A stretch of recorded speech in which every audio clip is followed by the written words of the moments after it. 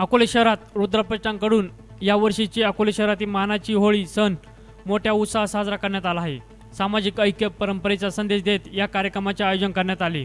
होळी सण साजरा करण्यासाठी मनसे अकोला तालुकाध्यक्ष दत्ता नवले, शिवाजी गायकवाड, विष्णू कर्णिक, सामाजिक कार्यकर्ते संदीप भानुदास शेनकर, संभाजी ब्रिगेडचे doctor Sandeep Kadlag, Dilip Schenker, उबाठाचे Nitin Naikwadi, Shantaram Sangare, Parshuram Shelke, Satish रावांदोरे, Akole police स्टेशनचे पोलीस निरीक्षक मोहन बोरसे तसेच शहरातील नागरिक मोठ्या संख्येने उपस्थित होते।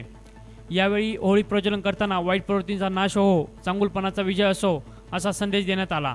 प्रतिनिधी गणेश आवारी, अकोले टाइम्स, अकोले।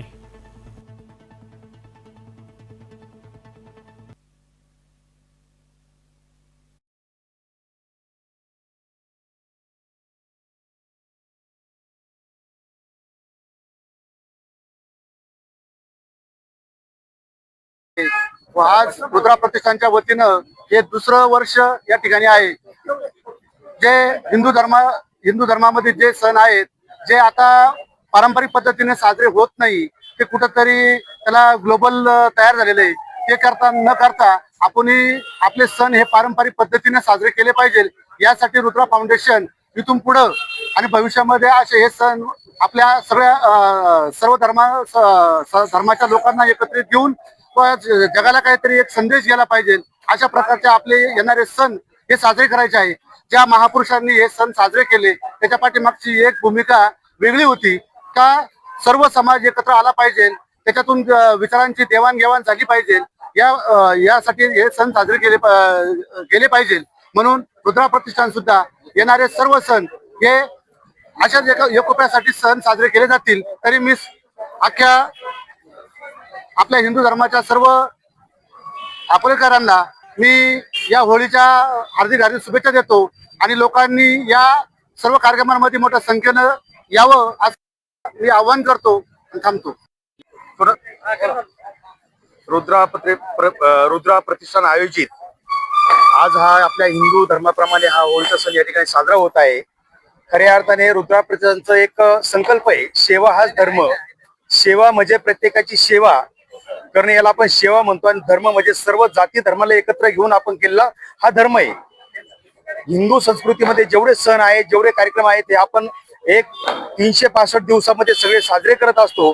त्याप्रमाणे आजचा आपला हा होळी सण या ठिकाणी साजरा होत आहे। या निमित्ताने या होळीमध्ये आपण कसलं दहन केलं पाहिजे, अकोले तालुक्यामध्ये जे वाईट विचार असतील, ज्या वाईट प्रवृत्ती असतील, यांचं दहन आपण या ठिकाणी या होळीमध्ये केलेलं आहे। आणि खऱ्या अर्थाने इथून आपल्या शेतकरी राजाला चांगले दिवस यावेत यासाठी एक संकल्प आपण नव्याने या ठिकाणी केलेला आहे। या होळीच्या उद्या असणाऱ्या धुलीवंदनच्या व रंगपंचमीच्या सर्व अकोलेवासियांना रुद्रा प्रतिष्ठानच्या वतीने खूप खूप हार्दिक शुभेच्छा। धन्यवाद।